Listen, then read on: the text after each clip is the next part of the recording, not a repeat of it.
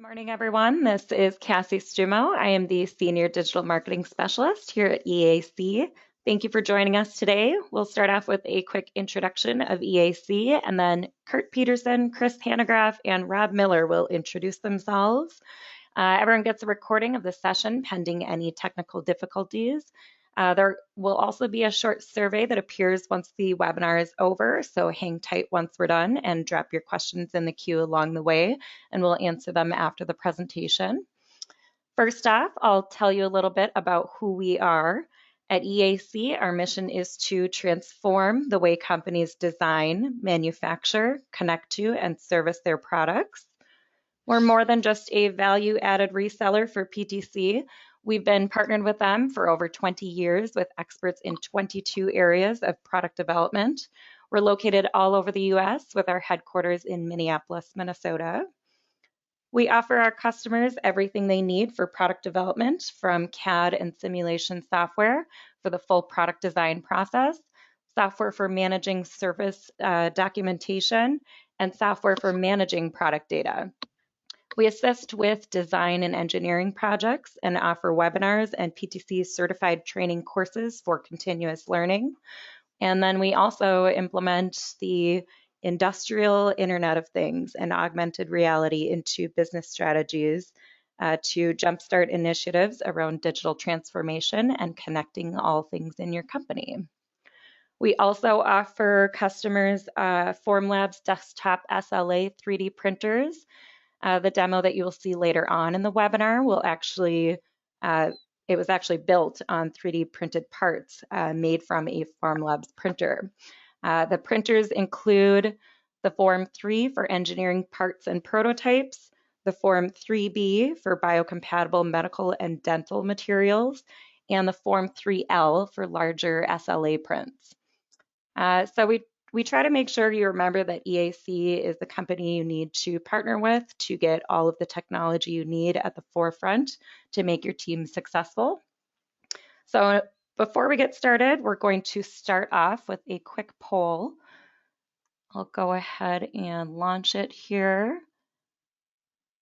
And the statement that you have to finish is, I would describe our perspective on IoT and smart connected operations as. And you've got a few answers to choose from. These are all relative to your situation. I'll give everyone just a few moments to answer.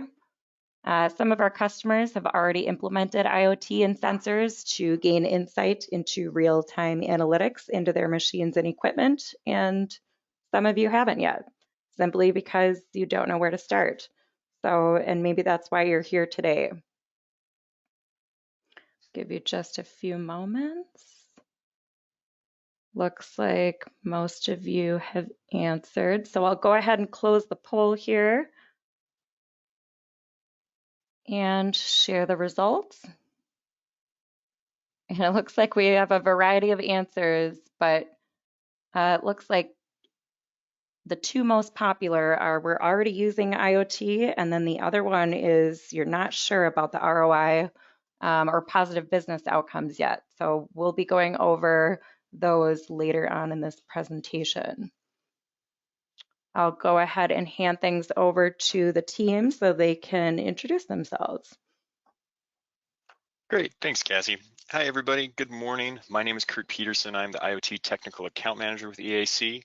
I've worked for about 6 years with industrial customers of all flavors, helping them to format their different PLC, software, HMI, and SCADA systems. So that's the experience I take into this role, helping companies, figure out their IoT roadmaps and where digital transformation is going to affect them. With me today, I've got one of our solution architects who works primarily on the ThingWorx platform, and then also our VP of Connected Solutions. So Chris and Rob, can you please introduce yourself? Sure. This is Chris Hanegraaff. I'm a solutions architect, as Kurt said, here at EAC. Got probably about 5-6 years now of IoT experience on a variety of different platforms. Today we're going to be honing in on the UI side of ThingWorx. And good morning, everybody. My name is Rob Miller. I'm our VP of Connected Solutions, and a lot of what I do is focus on helping connect the dots between business strategies and what you're trying to do and IoT and connected anything solutions. So for those of you who are already using IoT monitoring, love to learn more about how you're doing that and if there's any challenges or pains that we can help you with that to accelerate things. And those who are unsure about the ROI, how does this help me solve problems in my business? That's really at the heart of what EAC does. We have a lot of services and tools and offerings. We really dig into how to accelerate that process and get benefit back from the data that's probably already flowing around. And a lot of today's focus is about being able to quickly get to those KPIs and asset monitoring. So back to you, Kurt. Thanks, Rob. So this is part of our remote workforce solutions webinar. So this is, focused on in this changing world. We have a lot of challenges with how we used to do business and how we're going to do business in the future. So this falls right in among that asset monitoring and KPI tracking, right? So what you can do remotely without being on site, how can you get information more freely shared is a critical import, right? EAC has been a company that's done remote work for 20 years, basically our entire existence. So we've got a lot of existing tools. This is just a small part of how our portfolio builds out. So if you are, at the very start of your IoT journey, I don't necessarily think this is a good presentation if you're going to be expected to be convinced on whether or not digital transformation or using things like IoT platforms is a good idea or not, right? It's pretty well established. The industry is going that way. Manufacturing is going that way. That's not really something up for debate. It's not really something that's news to anybody who's been paying attention to it, right? 91% of companies are already moving that way, and the biggest players are well established in this field already. So the case has been made, right? The differences between the next generations, Kodak businesses, which will disappear, and the ones that will stick around and change and adapt, is based off of their ability to innovate and adapt and succeed in new competitive environments using new technologies. So we don't like to start really on the technology side. We like to go back and say, these technologies are just the latest iteration of what engineers have done from time immemorial, right? Whether it was Egyptians or whether it was cloud infrastructures, really at the end of the day, we're looking to answer some very basic business questions, right? We're looking to reduce costs, we're looking to grow profits, and we're looking to get more out of what you have your assets today. The only thing that's changed within that is the tool set that we use to do so. So Industry 4.0, Industrial Internet of Things, whatever buzzword you'd like to use, is a dizzying host of possible solutions that you can bring into your business and use it to affect your bottom line. But the problem behind that is figuring where the opportunity lies, what the best technology fit is for that, and then how to adapt that to it. So EAC kind of takes it at three principles that really form a cohesive digital strategy. You have to identify the business problem first off. You have to identify what smart thing is going to provide the information, right? That's the primary technical innovation, is getting these sensors and data sources more and more in everyday ordinary things. Then at the end of the day, you got to organize it, you've got to manage it, you've got to orchestrate different information sources. That is the piece that is missing from a lot of places. But the problem is, if you don't take a look at all three of these in a cohesive way, you're not going to have success. So that's where EAC steps in. Let's talk about what IoT looks like in the real world. So HeroTech is an industrial OEM that supports the automotive industry. And what they had is they had a need to connect directly to their facilities assets. So they had a bunch of CNC machines that they did not have any idea what their real-time production, what their scheduling was, how much scrap was being generated. They didn't know any of this, and they needed to, because downtime cost them a lot of money. So, not everybody runs, in the billions of dollars in the automotive space, but I think the challenges facing HeroTech translate very well to manufacturers everywhere, right? With a lack of data, you can't make good decisions. With a lack of good decisions, you're kind of dead in the water already. So what the HeroTech case study really exemplifies for us is how quickly ThingWorx was able to go in, address their business need, and then help them find success. So within 6 weeks, HeroTech had implemented a proof of concept, rather, to connect to their CNC machines and begin pulling out data. They were able to see, vast improvements and be able to better align their scheduling resources and avoid unnecessary downtime or setup, because of that information that was being directly delivered from the machine to their office. So ThingWorx really prides itself on being a very flexible platform, a very speedy platform, right? 6 weeks for any sort of software launch is pretty unheard of. So that's the kind of dynamic, flexible approach that ThingWorx brings to this. So part of the secret sauce that allows us to do this is the industrial connectivity gateway. So, you know, IoT platforms are kind of a dime a dozen these days. You know, there's a ton out there that can throw up some dashboards, give you some information. That's great.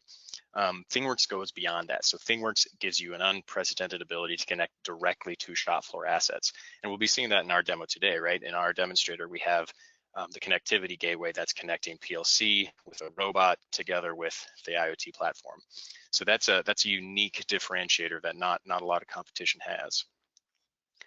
So enough of me kind of talking about this right now. I want to hand it off to Chris and Rob and have them talk through a little bit more interesting. So what we're going to be talking through really is the EAC demonstrator factory. So what we've got a little ball bearing factory here, and Rob, can you kind of orient us to what we're looking at here on screen? Absolutely. What we wanted to be able to do is show live, and so this is actually a Nest camera live video feed of our mini factory that's sitting in our Burnsville office. Kurt has access to the mashup that's monitoring this in his office in Michigan. And basically what we've got is the entirety of the ThingWorx platform running in front of you. So we have on that little laptop, we have ThingWorx there. We have CAP Server EX or ThingWorx Industrial Connectivity, the gateway running between the PLC that operates this factory in the background, talks to some sensors that are on board. It talks to the motors and the controllers behind that screw that's running the marbles up the gate. We can track information with basic sensors of, you know, quality, pass, fail, and actually manage and do things with and to the robot and operate that robot remotely. Even though it's running in an automated mode right now, we can actually reach through the internet and work with this thing. So really that's a lot of the kind of stuff that's already in everybody's factories and the people that are across the country on our call right now. So we wanted to show this is a real live system. Now, there are other webinars on our gallery that we'd love to be able to share with you, and you can find those on our website. Cassie will be able to get you links to that after this call.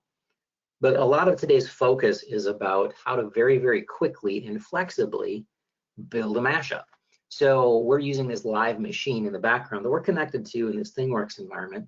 And Chris is actually going to be able to run through the live build of a mashup particular to a business problem. And back to the 3 business issues, the principles that Kurt was talking about: a business problem, a connected product or tool, machine, if you will, a thing, and the platform or a tool like ThingWorx. So what'll be interesting is we're going to do a tightrope walk today where you, our audience, live through polls, is going to actually, you're going to answer a couple of questions and define what mashup we're going to build for you. So rather than us say, all right, well, here's the pre-built canned mashup, like what we've done in our demonstrator here, that's a custom, comprehensive, purpose-built mashup. We're going to build one live for you. And so we're actually going to jump over to a poll. Cassie's going to bring that poll up here on screen. And we're going to ask you as an audience to say, can you pick which one of these 3 business problems or scenarios would be directly applicable to your company? All right, so this is an open and live poll. When you want to see information quickly, what use case would apply to your company? Now, this might be something that the group of you on the call has said, we're already doing IoT stuff. Maybe you're doing one of these 3. Or if you're unsure about the value, tell us what would be valuable to you. So you have to pick one of these. This is a scenario to apply to this factory that we've got running in the background. Would you like to see machine monitoring, shift monitoring, or something around training and operations monitoring? All right, so Cassie, I think you're running this poll in the background. Can you keep us in the loop as to how people are doing with answering questions? Looks like a few more just trickling in. And I'll give you guys a few more seconds to answer if no one has had the chance to do so. And we'll go ahead and close the poll and share the results. All right. So what we're seeing from these results is this is going to kind of guide us down the path. We're going to actually build a live mashup that is centered in on how do I take data from the factory floor, from my machines and equipment, to say, how does this apply to maybe training, or how is my operator using this device? So what's cool is we've got a whole bunch of different data streams that are running in the background. And now we've actually got a second poll that will help inform what we would put on that. So let's say if, based on the fact that we wanted to do a training or operations monitoring dashboard, what sort of things do you think would actually be beneficial to have on a mashup? Whether it's on your desktop or on a wall, or to work with helping you shift. And so this again is one of those pieces where we need you as an audience to tell us what pieces would be most beneficial to you on a dashboard. OEE, overall equipment effectiveness, which includes performance, availability, and quality. Monitoring actual sensors. What kind of activity is happening in the background? How am I doing with targets? Or even things like an event status or time spent in different machine states. So please select a few that you think would be appropriate and valuable to you. And we'll run this poll, and Cassie, if you could keep us updated, that'd be great. Yeah, looks like most of you have answered, and we have a variety of answers here again. Here are the results. All right, so Chris Hanegraaff in the background, he shortly will be bringing up a live screen, and he's going to be building a mashup to deal with this. Now, here's one of the pieces that EAC does. We offer consulting services to help guide you along the path of how we would take a variety of information and put it together into a simple and succinct, valuable dashboard or a mashup. So the real focus of today is about a 10-minute walkthrough to get you a mashup or a dashboard. And it looks like the two biggest things that you're looking for is some form of OEE and how am I doing against targets. Then the next thing is maybe something about event states, right? And so this is often what we see is when you ask a group of people, what would you like to see? And if you poll the whole group, they say, we want to see everything. Well, in reality, it's better to kind of boil those down. And also for the sake of time, we're going to do a 10-minute tightrope walk. That would be Chris, is going to be bringing up the composer in ThingWorx live and building a mashup to hit kind of those three primary pieces. So we're down selecting that way. And as we go through the process here, Chris will be bringing up and sharing his screen, and we'll be live inside of ThingWorx. All right, Chris, it looks like we've got your screen. If you want to give us a quick walkthrough, and we'll start our 10-minute timer and see if we can get a mashup in place in 10 minutes. Sounds good. So a couple things to introduce. First, the main one, as you maybe can hear in the background, it sounds like a lot of marbles are falling next to me because I'm standing right next to our demonstrators. So I apologize if that's a little distracting, but hopefully I can talk over it and it's not too big of a deal. So what we're trying to do, as everybody said before, is we're going to build you a UI in 10 minutes. Now, there are a lot of assumptions, and there's a few things going on in the background that are already kind of set up. If you listen to some of our other webinars, read some of our other resources, you know that we have already connected this demonstrator to a PLC. That PLC is talking to Kepware or ThingWorx Industrial Connectivity, and then that Kepware is talking to ThingWorx. And so I've used that in past demonstrations to then build some data sources to say, how do we calculate OEE? How do we grab the uptime? How do we look at an activity log that's important to me? So those are already set up, and I'm going to gloss over those pretty quickly because right now it's about the UI. And we want to show that ThingWorx is really great and not only bringing those data sources in and integrating with all sorts of different systems, but it's also really fast at setting up a custom UI. So there's going to be a few pieces as I build this that may need a little, we'll say, visual tweaking, and that's going to obviously happen in the real world. We'll spend some time to design these things with you, but we're taking this as a scenario of maybe a plant manager or a floor supervisor says, this machine with this operator, I've been having problems. I need to just take a look at it, and I need to know things like you guys just voted on. I need to know things like OEE. I need to know good, bad part rates. And maybe we'll take a look at activity log or how much time we've been in each state, depending on how much time we have left in this demo. And so what you have in front of you on the screen is the ThingWorx mashup editor. It's a pretty powerful tool. It's codeless, it's drag and drop. And as you'll see, it's all about just putting widgets into our screen and then connecting data sources to them.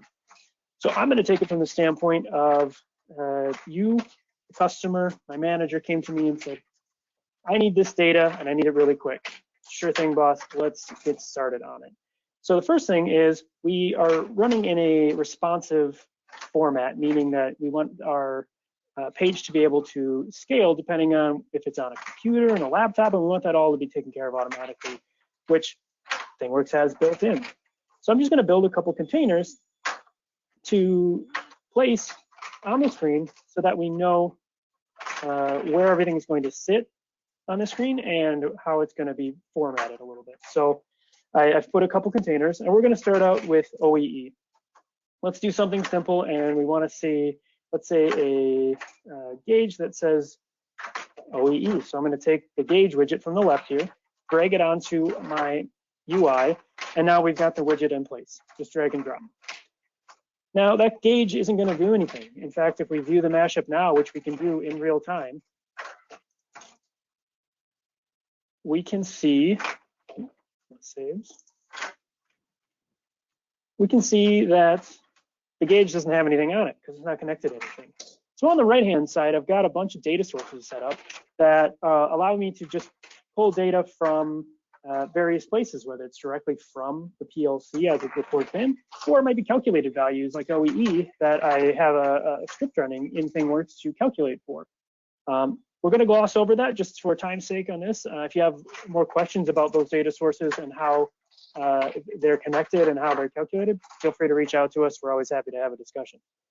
So I'm going to look at my service that gets the OEE gauge values, and I'm going to say I want to pull the OEE data onto this gauge, and I want it to fill in the data form. So now, if I save this, come back over to my page and refresh it,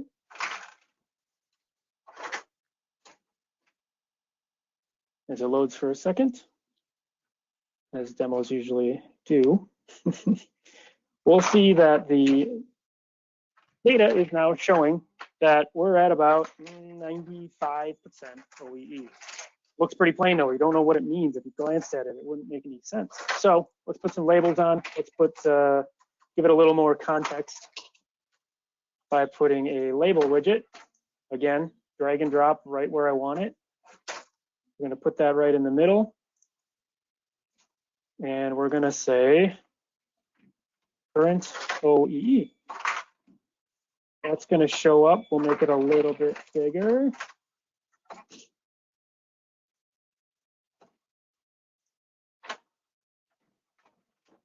We'll save it, give it a refresh. Now we've got a label up top. Fantastic. So as we keep going down the list of what you guys wanted to see, what's important to you, I'm going to add another section here, and we're going to look at good, bad part rates. The other piece, and I'm glad you guys picked this one, because the other big piece that is very powerful in ThingWorx is it's all about templating and inheritance, so that you only have to do some things once, and then you can then copy it using a template or using an already pre-made piece. And in the dashboard that you saw earlier, our main dashboard, you probably saw that there was a section already for good parts versus the target and scrap parts versus the target. That's already made. That's a contained mashup, meaning I can reuse that wherever I want. So instead of redoing it every time, what I can do is make a contained mashup widget in here and then just specify what I want it to show. There's a lot of them in here as we've built, but we are looking at our part rates widget. And so now I dragged that in there. I specified what I wanted to see. I hit save. Let's give it another refresh and see what we've got. So with little to no work, I am now seeing instantaneous good parts versus our target and bad parts versus our maxed out thresholds. That shows reusability and how quickly we can get that working. So if I wanted to make a lot of custom parts for you, or just maybe one or two custom widgets that really are honing in on what is valuable to you, I can very quickly and easily just use that wherever I want. So that piece is done. That took 30 seconds. Last piece, let's look at time and machine state, just because I think it makes a really cool graph. And so I want to see over the last, I don't know, we'll say hour, what state has our machine been in, because that might be important from a training perspective. You're like, wow, that they're still in training. I thought I only said I wanted that for 30 minutes, or why has this always been in setup? Is there something wrong with it? Or that's a lot of downtime. We should really look into that. This is all about just quick data. Obviously, in a real world scenario, we would plan out and look at much more in-depth dashboards that we'd spend more than 10 minutes putting together. But given the time frame that we have, this is just going to be giving that data to that person as quickly as possible so that they can interpret it as they need. So I have a time in each state service here. I'm going to drag the data into my chart. I'm then going to link that data into a data source for the chart. Give that 1 second. There we go.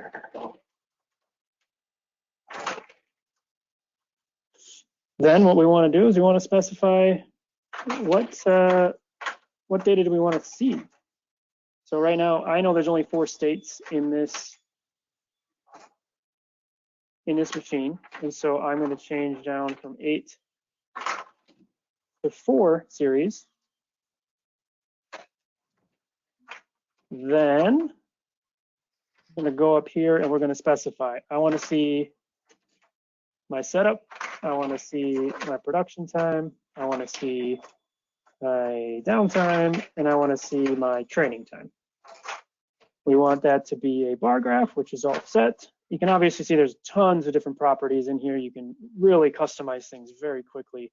But for time's sake, we'll leave it at those defaults. I believe you're Chris, good what I'm to go. noticing is that a lot of these options are just click and drag, very simple, not code heavy. I know you have a coding background, but do you think that you need it to necessarily develop on the ThingWorx platform?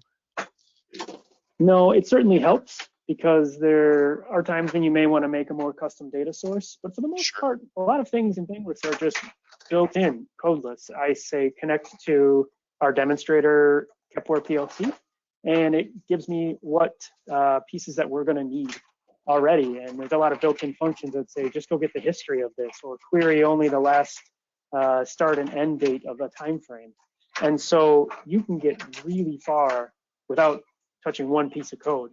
But ThingWorx has the expandability to be able to do as much or as little as you want. We can very quickly set up a UI like we have today in little or no time. Or we can spend more time and sit down and hone in on exactly the data we want to see and calculate everything where we want it to be. Or the next step being calculate into the world of analytics and start becoming more predictive and proactive with our data. So as we can see, we've got a chart down below. Seems like this has been in setup for a long time. Something must be going on. So what I would probably do if I was a supervisor is say, this has been in setup and downtime. I don't see a single piece of production. So maybe that's a good way to take an action on calling up the operator, calling up maintenance, and finding out what's going on. In the future state, there's lots we can do with this. Very easily add an alert to say if production has been 0% for the last hour, email somebody or turn on a red light, whatever the case may be. So to get back to our main point though, this is a very quick, very easy mashup that we've created in, didn't look at my time, but around 10 minutes. That should hopefully be very valuable to someone in very little time. And so with that, I will hand it back over. Thank you so much, Chris, for running through that. Yeah, I was actually running a stopwatch in the background, and it was 10 minutes flat, and we had a mashup running that was effectively requested by our audience targeted at a business problem, getting data flowing from a smart thing that's out on the shop floor. So what we wanted to show is in very short order, EAC can help you hit business objectives to provide something that will help you meet your business initiatives. It's what we do. We literally have a tag phrase that says connect everything. You may have seen it on one of our early slides. So what we'd love to be able to do is help you get there. I think Kurt is going to be wrapping up with a couple of slides and providing some options for how we can help you, what's next from here. But thank you very much, everybody who's on the call, for giving us some idea and some direction so we could hit a business need quickly and show you the power of ThingWorx. And as Chris mentioned, there's a lot more that can be done with this. Our whole point today was how quickly you can reuse content that's connected and spit out mashups targeted at a very specific business need. Love to be able to help you guys do that. Kurt, you want to go from here? Yeah, thanks, Rob. So just to wrap it all together in something, hopefully that makes sense, right? So, all right, so we've established that digital transformation is happening. People are using things like IoT to quickly and easily answer their business questions. And from a common survey, right, the data is, like I said earlier, not in question, right? Companies are using this to great effect. The kind of at-scale deployments that are delivering value in the field are there, right? If you look at just some of these that came out of a survey of some large companies, over $10 million in revenue, they saw some pretty huge improvements across the board in a variety of different KPIs that they're wanting to track. So the question is, if this is a great picture, what's the catch? And the catch is that 75% of all digital transformation pilots will fail. And why will they fail? They'll fail because the conceit of the initial problem is not well thought out. The strategy behind the digital transformation is not firmly established before companies jump in and try to make something happen. So that's where EAC has experience, and that's where EAC comes in. I know we've got Tyler Hoff from Sears Seating on the webinar, so welcome, Tyler. And so different companies have done digital manufacturing assessments that really help us benchmark where they sit in the industrial environment, where their technologies are, and where they need to go. So that's what the digital manufacturing assessment is all about. So it's a short engagement where we will send in our experts and just get a sense of where your industrial manufacturing landscape is today and where you want to move it to. So that's the first step in making sure that you have a successful implementation, is make sure your goals are set, make sure we know where you're coming from and where you want to go. So that, just to wrap it on out, please come and talk to us. We know that these technologies are making an impact across the industry, across market verticals, but how do you capture that? How do you find your niche within that? That's where we come in. So we encourage you guys to reach out, talk to your EAC rep today about that, and we'll see how we can get started, making the change, taking the next leap in Industry 4.0. Thank you, everyone. If you are live on this call right now, you will receive a follow-up email this afternoon with a replay and some other resources. If you're watching this as a recording, you can reach out to us and we'll send you more information. Thanks again, everyone, for attending. Just a reminder that survey will appear once we shut down the webinar, and have a great rest of your day.